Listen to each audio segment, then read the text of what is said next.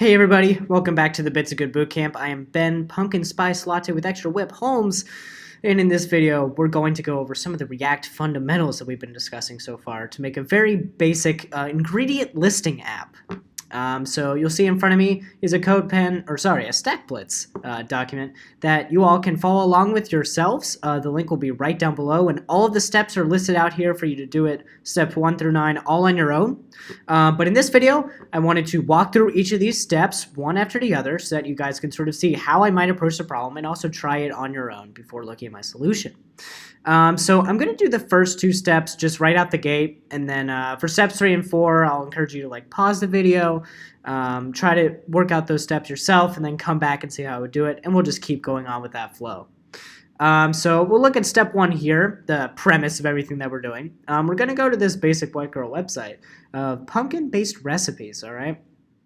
So it says here we can actually command click on this in order to go directly to it. So this opens up this page in my browser. Pumpkin is the breakfast squash of champions. Interesting. So going to dismiss that ad. And going through here, we can see a whole ton of recipes that we can choose from. Each of these are a hyperlink that go to the list of ingredients and directions to create them. So you guys can choose whatever recipe you want. In this case, I'm just going to go with the most basic one, pumpkin pancakes, right at the top here. We should see our ratings, stars, and a bunch of other stuff. But the main things we're going to focus on is this ingredients section with a list of all the stuff that we need to use in order to build it, and then our directions section with the list of steps. So I've chosen my recipe, so I'm going to head back over and see what step 2 is like. So create a new component, all right, and it's going to be a new file. And we need to be sure that we do a couple things here. You always want to import React while you're writing a component because you need React in order to actually write that HTML inside of JavaScript we've been using, that language called JSX, and also to use a couple other methods that we'll get into later. And then we want to create the component after importing, and then we want to export that component so that we can import it into other files. So I'm just going to create a file over here in my Explorer. I'm going to hit the New File button, and I'm going to call this ingredients.js. You always have to specify the file extension.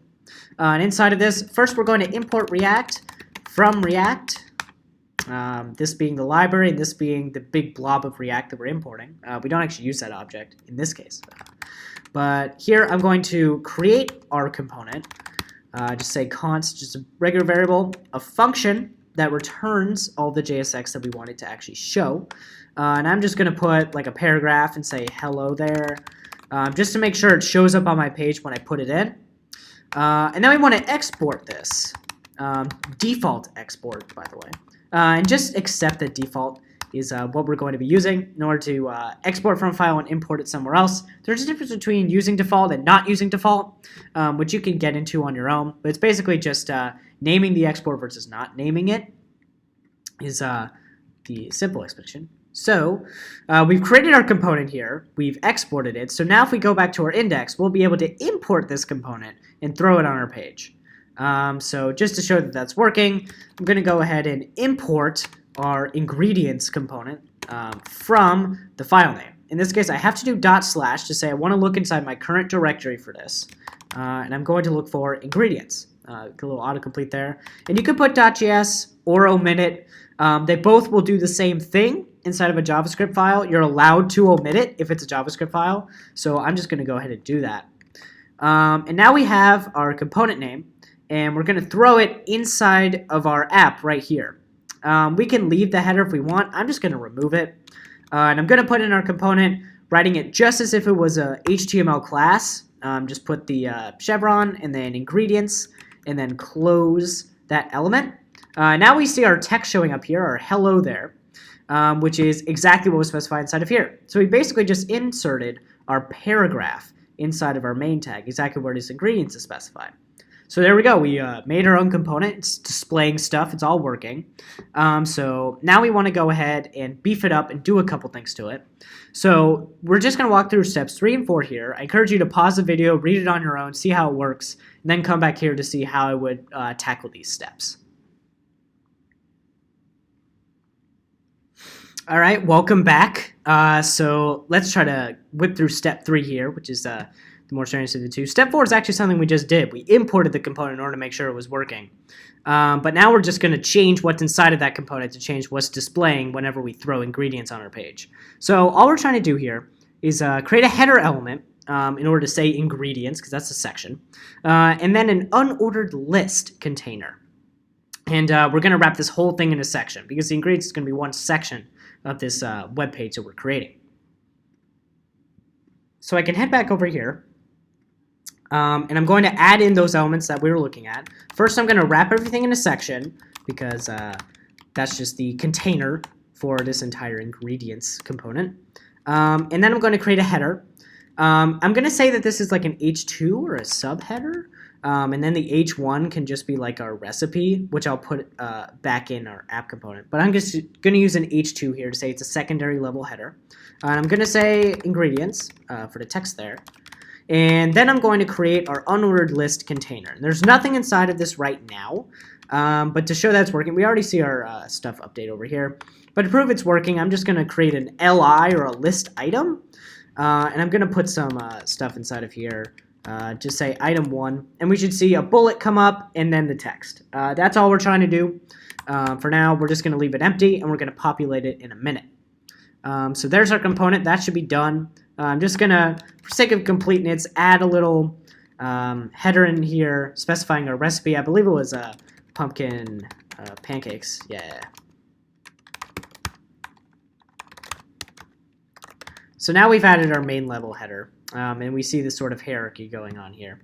So now we're going to jump into the next step. Step 4, we're basically done. So step 5, we're going to go back to ingredients.js, and we're going to create a list of strings inside of there based on the ingredients from our website. So we're just going to copy the text and basically turn each of these ingredients into its own list item. Oh, they're also clickable, it looks like. I do not want to join. So we're just going to copy each of these as basic text, and we're going to throw it into our list. That's all I want to do. I don't want to copy the actual HTML on the website. You can if you want to like style things or do something a particular way, but for this we're going to keep it simple. So we're actually going to copy these into a list of strings in order to show on our page. And step 6 is going to be the harder part of getting those to show up inside of our unordered list. So for now, I'm just going to create our list up here. I'm just going to call it ingredients list. It's going to be an array, and inside of that we're going to have a couple strings, each of them from this website. I'm not going to copy all these ingredients because it's going to get a little tedious, but you can be as complete as you want as you're working through this.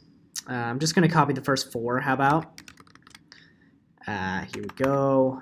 It's doing a lot with spacing, it looks like. That may just be how this website was developed. It's a little strange because these are all like links instead of just being list items. So 1 egg, yeah. And I think I'm just going to leave it there. Maybe copy this list over a second time so that we have a nice long list. So that should be good. We have our list of strings, and now we want to turn this list of strings into a list of LIs inside of this. So we're going to use the map function for this. And you can look at the resources on the Notion in order to see how you use the map function in order to turn an array of objects or strings into an array of like JSX elements. But the essential of it is you're basically using map to transform one object in the list into a different object. In this case, we're transforming a string into an LI, like a piece of JSX that says LI. So go back through the Notion, review how to use the map function in order to turn an array into JSX, and then come back here and try to implement it yourself. So pause the video here, and I'll come back with my solution. All right, welcome back. So for this step, we're just going to use the map function in order to turn this list into some LIs. And I'm going to do it in a very slow step-by-step fashion here.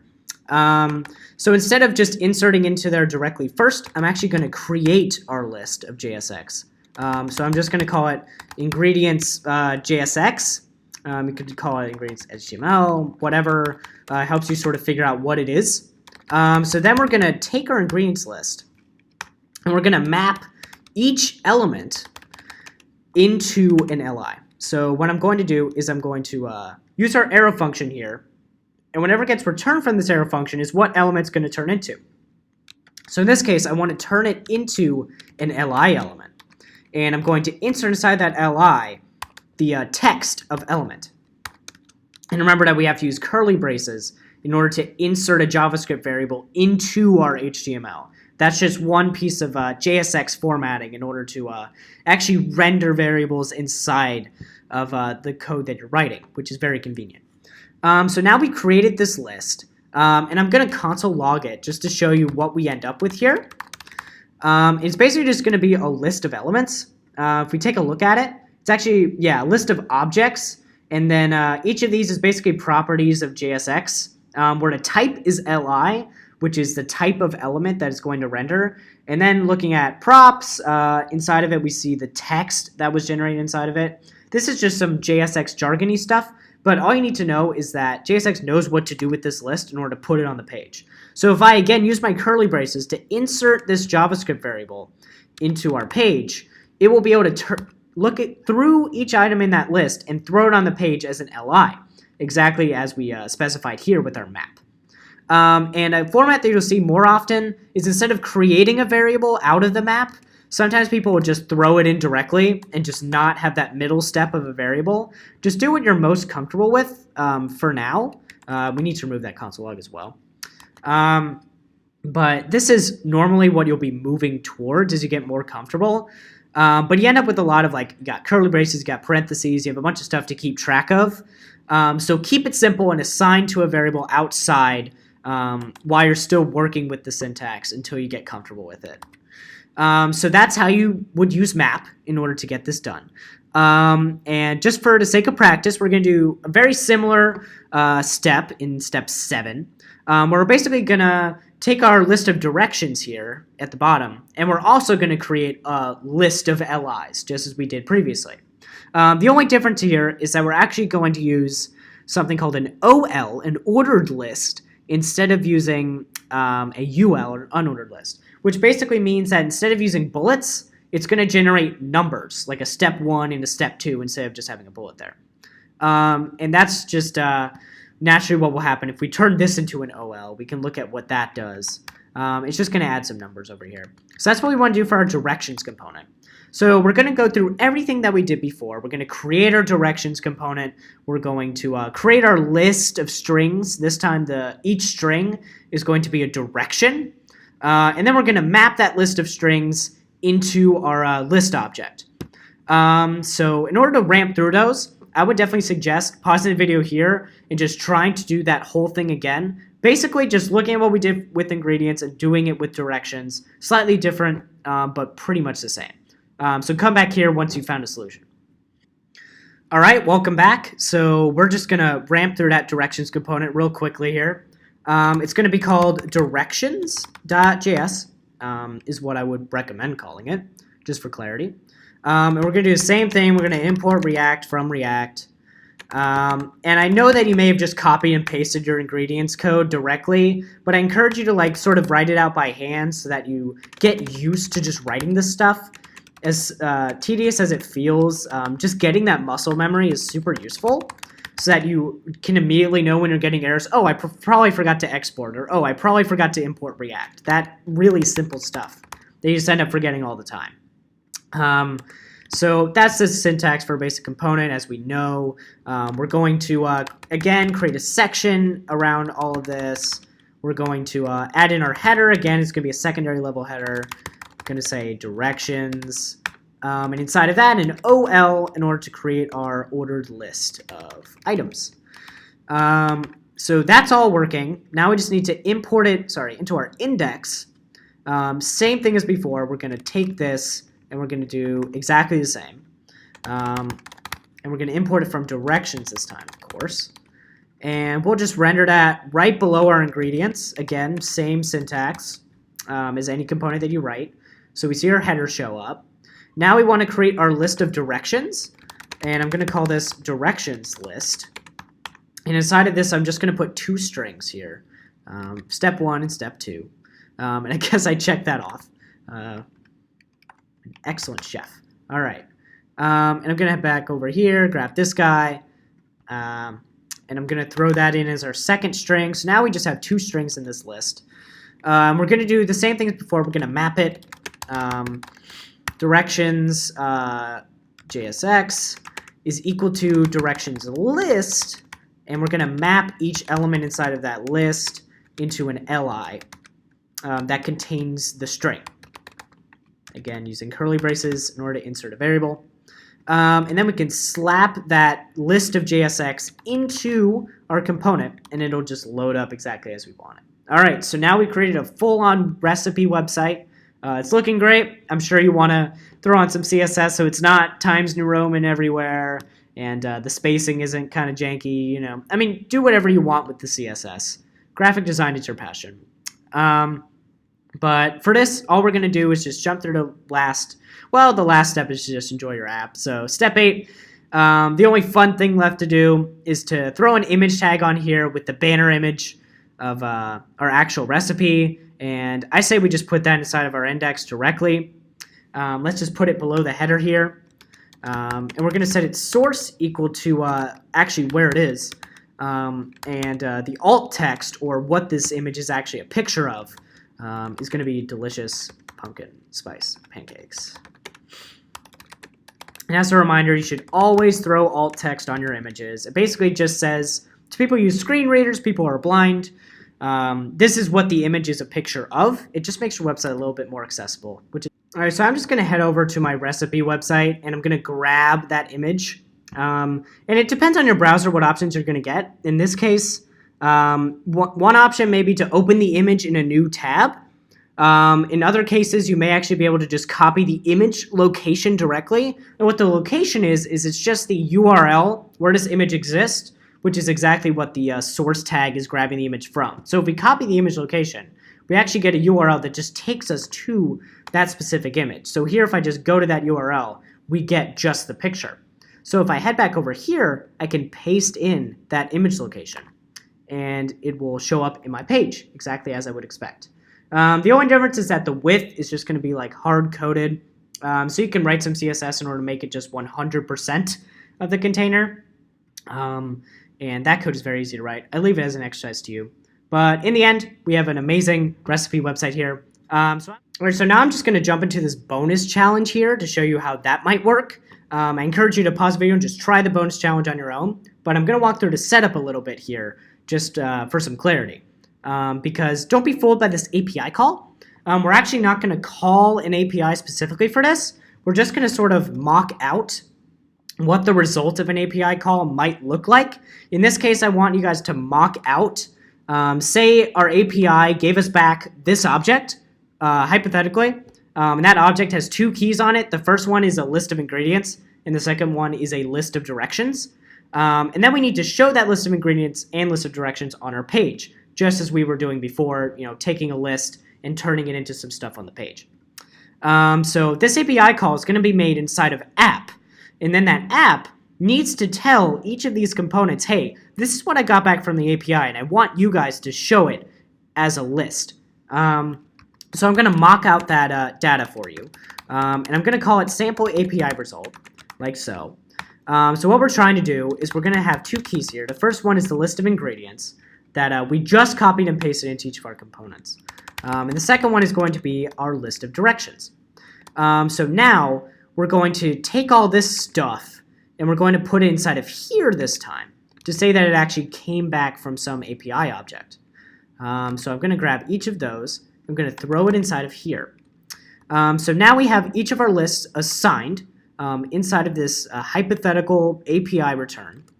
And now we need to pass each of these keys down to our components as props. So this is going to require a little bit of practice on how prop passing works. The basic syntax is just you want to specify the name of the prop that you're going to pass down. In this case, I'm just going to call it list for ingredients to then access off of the props object that it sent.